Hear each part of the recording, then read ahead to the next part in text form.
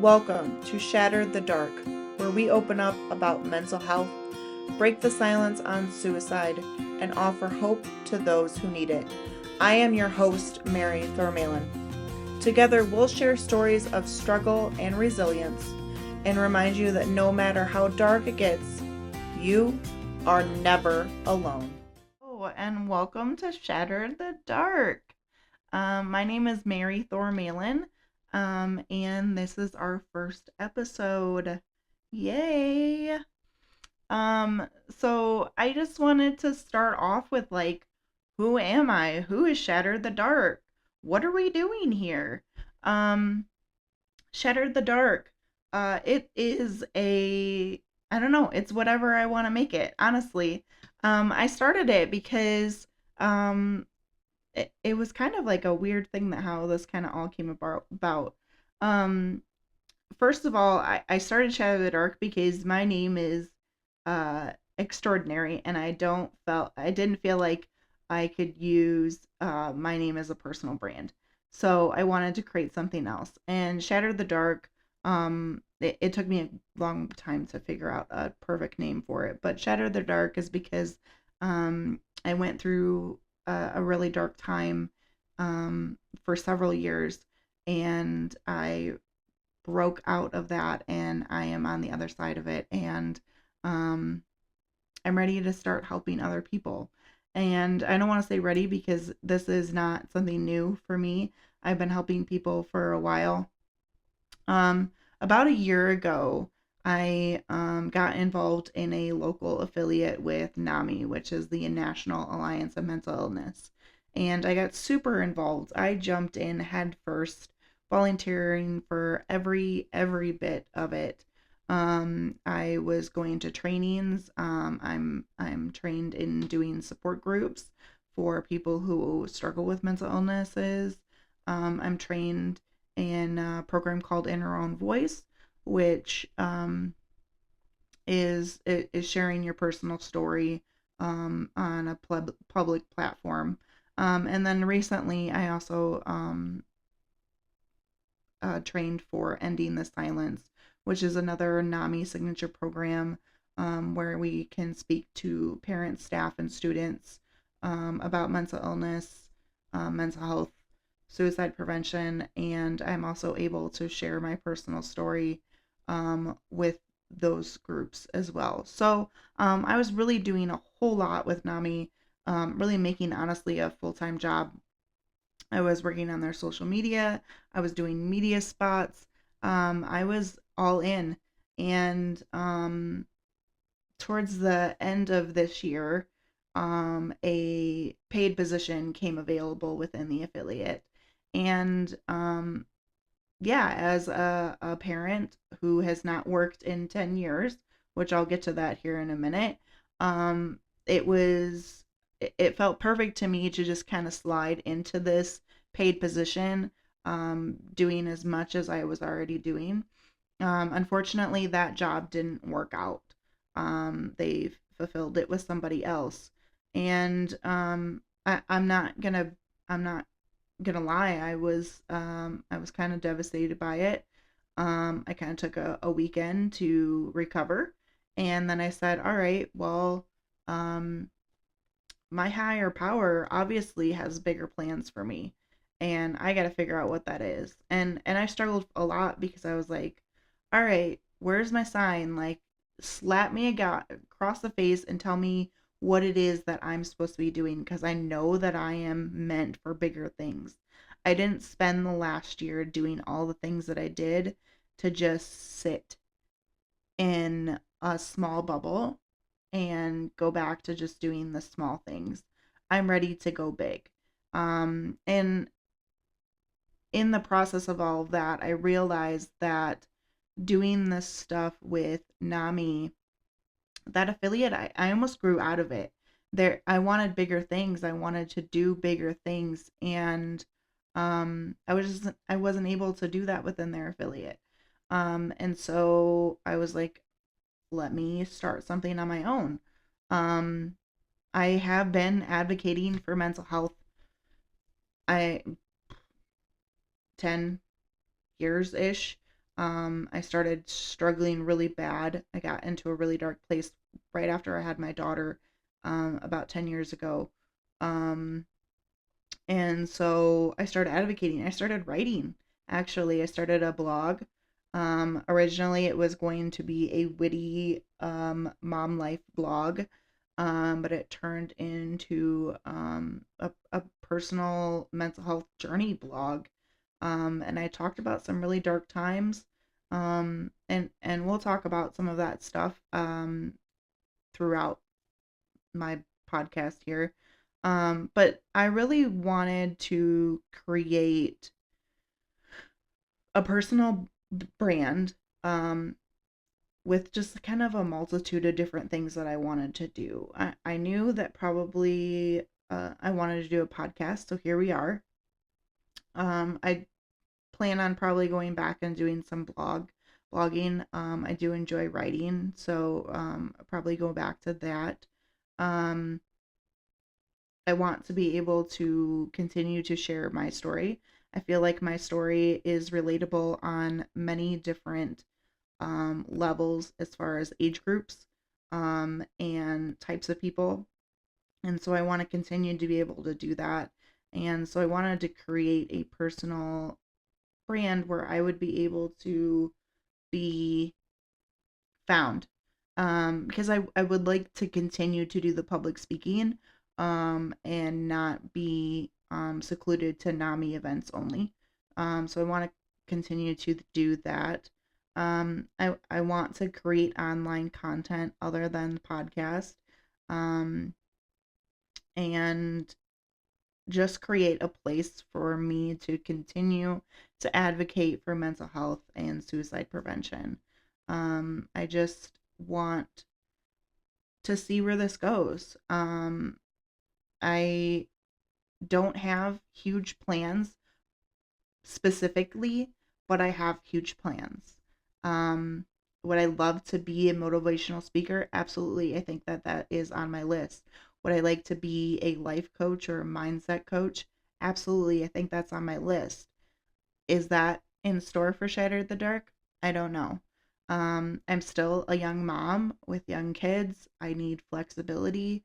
I need to be able to be there for my kids first. And this allows me to do that because I can decide what I want to do and what I don't want to do or when I want to do it. And so that's something I really, really enjoy about creating my own brand here. Um, I'm not um, I'm not a stranger to running businesses. I wouldn't even consider this a business, honestly. I consider this more of a hobby, maybe. Um, but I have run some businesses. Like I guess I currently own a business. I had been using um, my crafty side to create do-it-yourself home decor. I was teaching classes and selling so much stuff.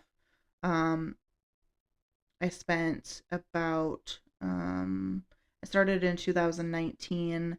I officially, I believe in 2023, officially kind of um, took a step back. And then I've kind of been also doing a little bit of the same thing with that as far as rebranding and being like, you know what, I'm going to do stuff that I want to do and not so much stuff that I think will sell. And so I've just kind of been creative with it and just kind of rolled with it. So it's not as big of a business as it used to be. I've also done, I did when the kids were little, I did a used clothing brand or clothing store kind of out of the house. I also, right out of high school, actually just before high school, before I graduated high school, I had a web design, graphic design business. So I've done a lot of this. Um, Maybe that's a good thing, maybe that's not. I don't know. It's just kind of gone with the flow. The web design thing, it was kind of a matter of the timing. Um, web designing was very new at that time. But then also was people were figuring out how to do it themselves to save costs. And so that kind of went away. And then I went back to focus on my own schooling. So, um, where do we want to begin? I don't know. Right now, I like I said, 10 years. I have not worked for 10 years. Um, Actually, I think it's actually closer to 9 because I did go back to work after I had my daughter, but it was very part-time. And that was actually one of my dream jobs that I actually was able to work for our county farm bureau. I was also working on their website and social media and handling their everyday tasks. But I had every Friday off. I think I was only working about 3 days a week. It was just kind of a um, perfect job for me as a brand new mom. And I have always been a huge advocate for agriculture. I graduated with 2 degrees and a certificate degree in agribusiness um, and ag production. So I know how to run the business part of a farm, and I know how to run a farm for the most part. And then I also have a certificate in beef science. We have some cattle out there, not as many as I would like, because we had to do a sale recently. But I am also a cow mom. I am the one in charge of our herd. So um, with those degrees, I was set up to have a really great career within the agriculture industry. But we got pregnant with my daughter about a month before our wedding. I was super, super sick. And life kind of just flew by after that. We got married. I suffered horrible just ailments from her pregnancy. I was literally throwing up every single day um, from the first pregnancy test to the day she was born. My body swelled up like a balloon. I was struggling to walk. Nobody could figure out what was wrong with me. My OB was like, "This is pregnancy." My doctor was like, "I can't treat you with a baby inside of you." It was just a mess and I was miserable. But as soon as she came out, I was like a new person. Um, but 6 months later, we got pregnant with our little man, and um, it my pregnancy with him was not as difficult. Um, he kind of sat like a big old beach ball right in front, so he did do some work on my back, but it was harder to be pregnant with a little thing hanging off my hip as well. So they are 14 months apart, and they're 10 and 9 now. And when we found out when I was about to have my son, is when I decided to quit my job at the Farm Bureau and stay home full time, which was very doable at the time, being in the farm industry. My husband was able to take care of things, and I was able to stay home and watch our kids. Um, and so as the kids have gotten older now and are in school full time, it's a lot, I got a lot more free time. And the NAMI thing this last year has worked out great um, as far as occupying my time in a flexible way. But I want to continue to do something bigger. You're probably going to hear me say that a lot. Bigger, bigger, bigger. Some of that is a little bit of a trauma response. Uh, I have a little bit of perfection in me. Um, And that's something I'm trying to get over because it is like a gut punch when things don't work out for me. So I'm gonna keep this as chill as possible, and I'm gonna let it ride. I'm gonna let my higher power tell me where this is supposed to go, um, and we'll see where it goes. Um, I struggled a lot, like I said, when I had my kids, but also even as a child, I had no idea what I was dealing with. Um, but I knew that I wasn't feeling normal. Um, and it really bothered me that um, my mother wouldn't help me. It's not a surprise to me, but it really bothered me, and it still bothers me to this day. Um, I'm over the fact that she didn't help me, but now I'm here, ready to help somebody else. Um, Especially getting into those young people who are struggling and they don't know who to talk to. They don't know what they're even struggling with. Um, and the statistics around youth with mental illness, m- youth with suicide rates, they're scary. They're very scary, and I want to be a part of that change. I think that my story can reach out to youth quite a bit. And then obviously to adults as well. Um, and I don't want to say specifically mothers, but there is a part of that that really, um, I it always gets people, and I'll share I don't want to share every part of my story because you're gonna hear it in bits and pieces probably in every episode. But one thing that always gets people is that I was pregnant with my son, and I had my daughter, and this was fairly new, so she wasn't very old. She was kind of staring at me like I don't know who, like whatever. My belly's full. I'm happy go lucky. And so I had sat her down in front of me, and she has no idea what I'm saying, right? And I said, I don't know if I want you. I don't know if I want this baby. Um, I don't know if I want this life. And I definitely make sure that that is part of my story because I think a lot of mothers can relate to that in the sense of this is a huge shocker to our um, lives to become mothers. And when you're not raised in a safe environment to begin with, and you're starting from scratch, you're really trying to figure out how to raise this small little thing the opposite of how you were.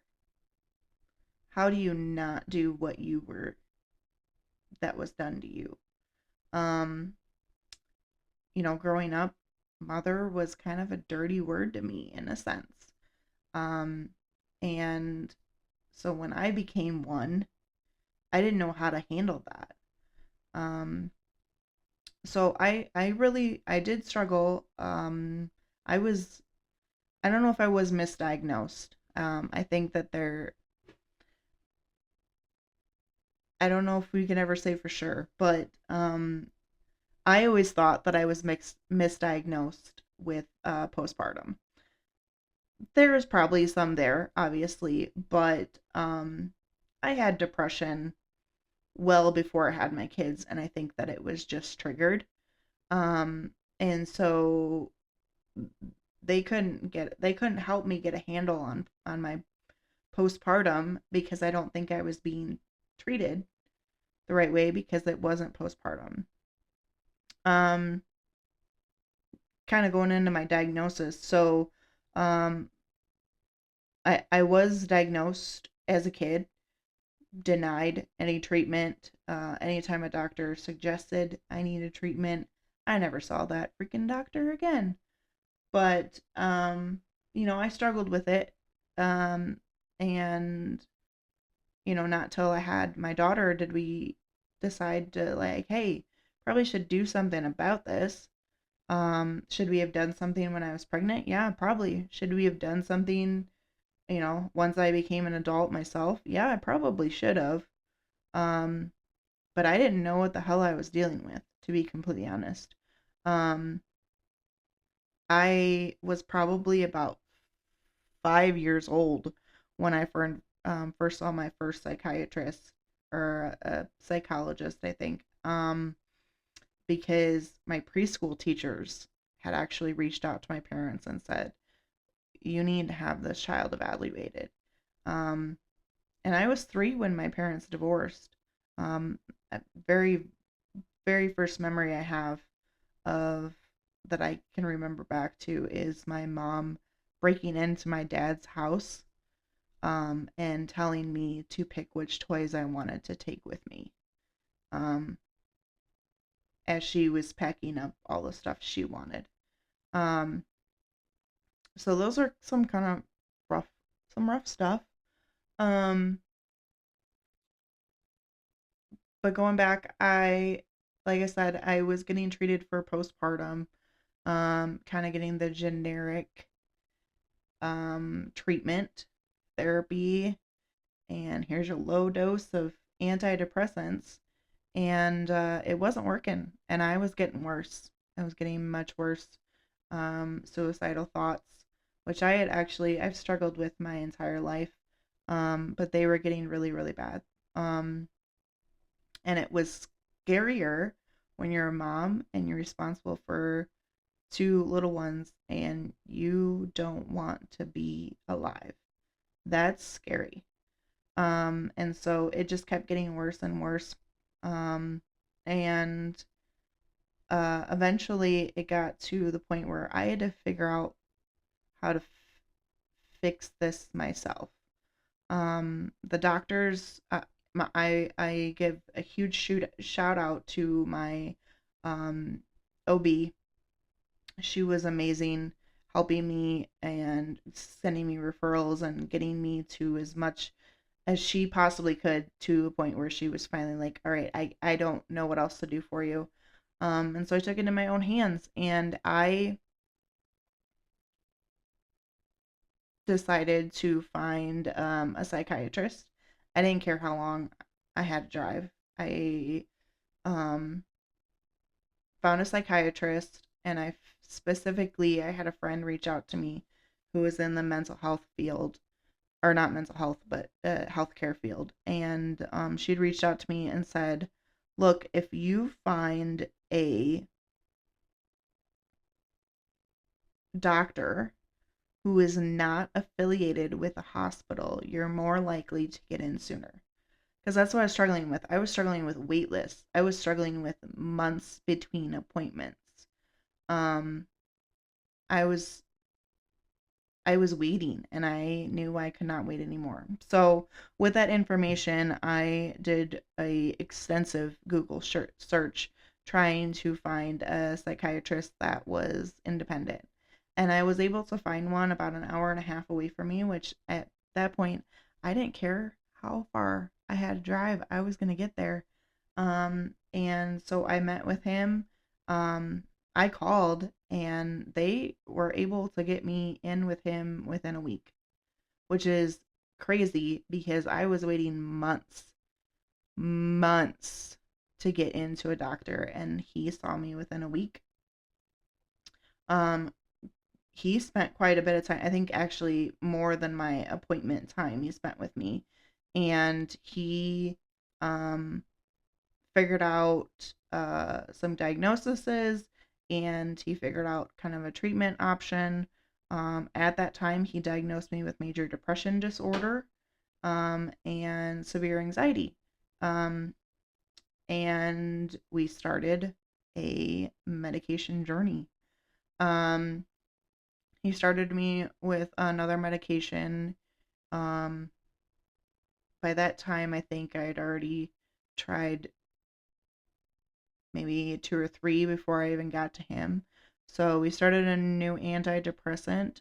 He also gave me an anti-anxiety medication, which I had never had before, and that was like such a freeing experience to finally have medication, um, especially medication there when I needed it, and not like having to suffer through a panic attack like without help. I know a lot of people do it, and I know I've done it myself. Um, Even with my medication, I've struggled with it. But it was just like a sigh of relief to have something as a backup, for not having something for so long. Obviously, living and growing up in the environment did, um, yeah, anxiety, like I just assumed I was an anxious person. And I know maybe I am. I'm maybe I am an anxious person, but I mean, I grew up in chaos and I was scared all the time. So, of course I'm gonna grow up and be a severely anxious person. So, um, he worked with me within like a week. I would be able to tell him that this medication wasn't working. It was either making my anxiety worse, it was making my depression worse, it was giving me suicidal thoughts. I wasn't able to sleep. I just constantly, and he would work after hours and send prescriptions in, and we did that for 2 years, constantly. New one, a new one, a new one, a new one, all the time, and he was amazing about it. Amazing. And then after 2 years, he actually decided to move a little farther away from me to a new facility. And this is where people, I feel like, screw up. And it's easy to screw this up, is because you feel so defeated when things don't work. You feel defeated when nothing is fixing you, and you're already feeling like crap to begin with, and then nothing's working. So we're going 2 years of trying to find a medication that works and nothing's working, and he's leaving, and I'm like, all right, well, obviously medication isn't going to work for me, so screw this. And I had started, I believe that year, I had started therapy, and I don't know if people can relate to this, but there's some times where you just have a therapy session that you're like, nah, like that's not what I wanted to hear. Maybe sometimes it's that, not what I wanted to hear, or it just makes you feel, you sometimes you feel worse than you did when you went in. Um, And I don't want to say that it's the therapist's fault. I don't think that it is. I think sometimes you just have bad days, and sometimes that includes therapy. And either you continue with it and you go back and you have a better day, or you did what I did and you said, well, therapy's not working either. Done with that. And so what did I do? I quit every treatment I was doing while I was in the middle of the deepest hole I've probably ever been in my life. And I was just like, you know what? We're just gonna do this. I got this. No problem.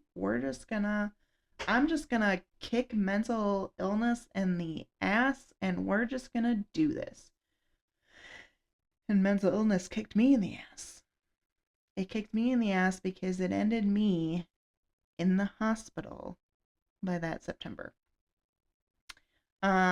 Yeah, I got to the point where I was getting bad. I was getting suicidal thoughts that I never ever had before.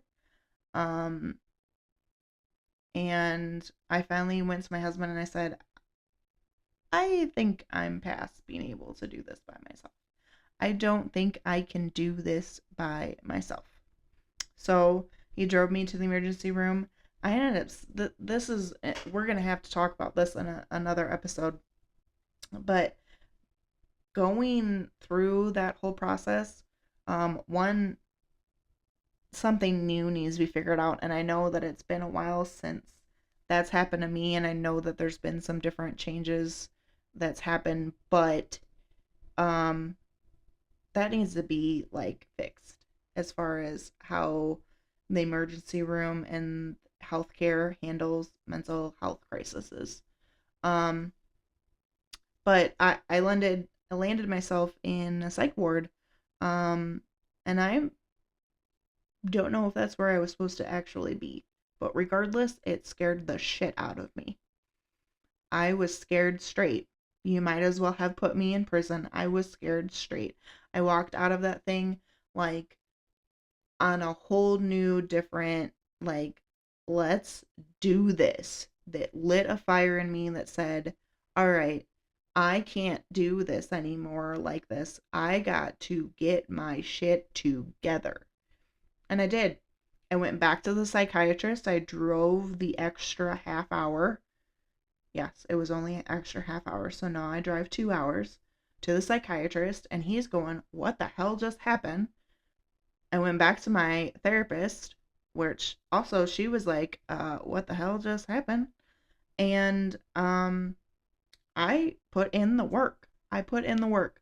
Now, after I got out of the hospital is when he was like, you know what? We're seeing a pattern here, and I don't think it's just major depression disorder. I think you have bipolar. And I was like, okay, cool. Now what are we gonna do about it? And he was like, well, you know what? I don't think antidepressants are helping you. And I was like, yeah, you're probably right. So, for the last 6 years, I've been on medication that is not antidepressants. It's medication for other things, that work. And it has worked for me consistently for the last 6 years. I haven't had any side effects. I haven't had, like, the biggest thing is they makes me drowsy. So I take it before bed and then I sleep like a baby. I've never had any problems. I am on a sleep aid because with bipolar, you can have manic. I'm bipolar type 2, so I have hypomanic. Mine racing like a crazy person. And I, so I have a sleep aid that I take on a regular basis. Obviously, I have my anti-anxiety medication. Um, and so I have stayed on that regimen for 6 years. I've also stayed constant with my therapy and working on my trauma consistently for 6 years. And I would say, honestly, in the last five, have I really been in recovery? And honestly, in the last, when I hit that 5 year mark, 5 years out of the hospital, I was like, dude, I like got this. And actually, a year after I got out of the hospital, I turned 30. And that was such a big deal. One, I never thought in a million years I would ever see the age of 30. So that was a big deal. I got out of the hospital, I got my crap together, and I turned 30 years old. That was a big deal. Now, this last year, I turned 35, and I have never really visually noticed my recovery as much as I have in the last year. And I don't know if some of that is like doing the stuff that I did with Nami, put it in the life in the light, um where I have come, how far I've come. Um but I definitely have noticed more in the last year how much I am in recovery, and how different my mindset is in regards to, hey, this bad thing is happening. All right, these are the things I need to do to keep my head straight, to keep my mental health in check, and um, let's do this and then move on and figure out how to handle this thing that's happening. And I think that that's helped me out a lot. It's made me a better person, but it's also made me a better parent. It's made me a better partner. Um, and I'm ready to share it. I'm ready to share all of it.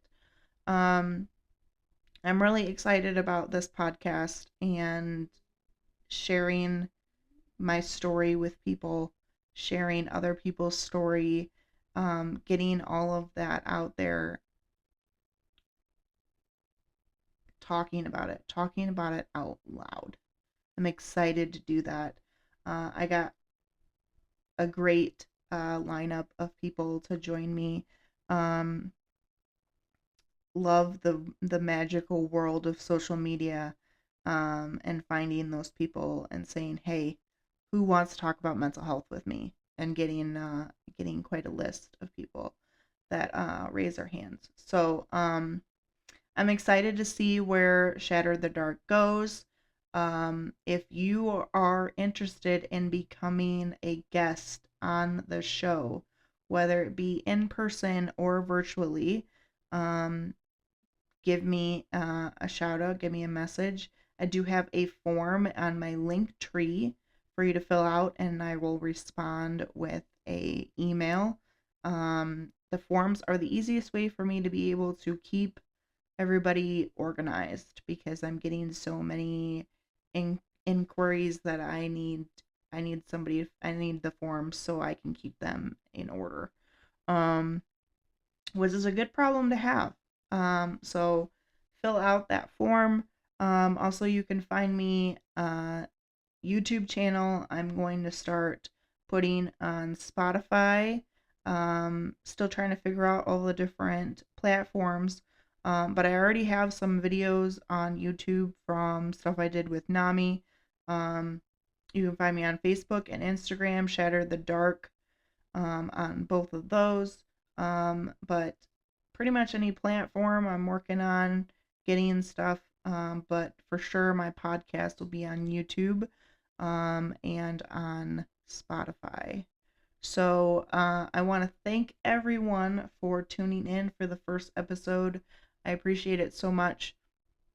I look forward to starting this journey with everyone, and I appreciate everything, that everybody, all the supporters that have really cheered me on when it comes to what I decided to do with this. So, with that, I'm going to leave you two things. One, you are not alone, you are never alone.